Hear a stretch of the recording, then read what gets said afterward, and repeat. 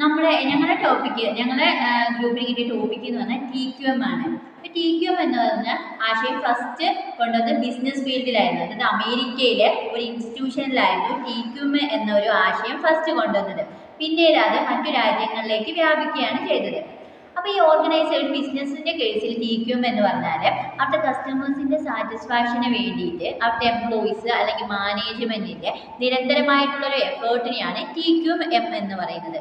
ഇപ്പം നമ്മുടെ ഇൻസ്റ്റിറ്റ്യൂഷന്റെ കേസിലാണെങ്കിൽ ഒരു ഇൻസ്റ്റിറ്റ്യൂഷനിലെ മെയിൻ കീ ഫാക്ടേഴ്സ് എന്ന് പറഞ്ഞാൽ അവിടുത്തെ ലേണേഴ്സാണ്. ലേണേഴ്സിന്റെ ക്വാളിറ്റി ഇംപ്രൂവ് ചെയ്യുക. അതായത് അവരെന്താണോ ഉദ്ദേശിക്കുന്നത്, അവരുടെ പ്രിഫറൻസ് എന്താണ്, അവരെന്താണോ ഉദ്ദേശിക്കുന്നത് അത് അവരിലേക്ക് എത്തിക്കുന്നതിന് വേണ്ടി അവിടുത്തെ എംപ്ലോയീസ്, അതായത് നമ്മുടെ ടീച്ചേഴ്സ്, അതേപോലെ തന്നെ മാനേജേഴ്സ്, അവരുടെയൊക്കെ എഫേർട്ടിനെയാണ് നമ്മൾ എന്താ പറയുക TQM എന്ന് പറയുന്നത്. അപ്പോൾ TQM എന്ന് പറയുന്നത് കംപ്ലീറ്റ് ഇംപ്രൂവ്മെന്റ്, അതായത് ഒരു ഓർഗനൈസേഷനിൽ ഒരു ഇൻസ്റ്റിറ്റ്യൂഷനിൽ കംപ്ലീറ്റ് ആയിട്ടുള്ള ഇംപ്രൂവ്മെന്റിനെയാണ് TQM എന്ന് പറയുന്നത്.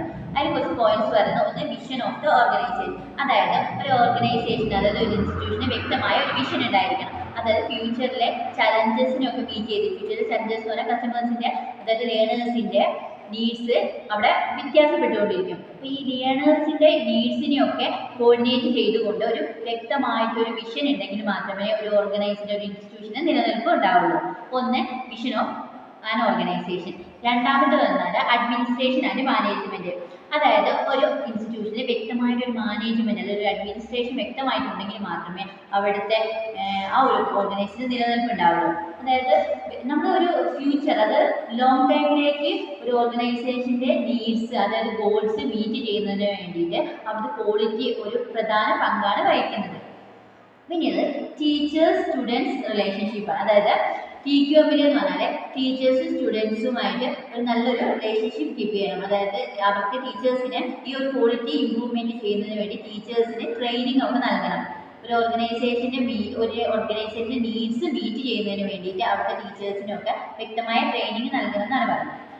പിന്നീട് വേറൊന്ന് പറയുകയാണെങ്കിൽ അതേപോലെ തന്നെ ഔട്ട്സൈഡ് മറ്റൊരു റിലേഷൻഷിപ്പ് വേണം. അതായത് നമ്മളൊരു ഓർഗനൈസേഷൻ ഔട്ട്സൈഡ് പാർട്ടീസ് എന്ന് പറയുമ്പോൾ അവിടുത്തെ പാരൻസ്, അതായത് ഒരു ഇൻസ്റ്റിറ്റ്യൂഷനിലെ കുട്ടികളുടെ പാരൻസ്, അതേപോലെ സ്റ്റേക്ക് ഹോൾഡേഴ്സ്, ഇവരൊക്കെ ആയിരിക്കും അതിൻ്റെ പുറത്തുള്ള വ്യക്തികൾ.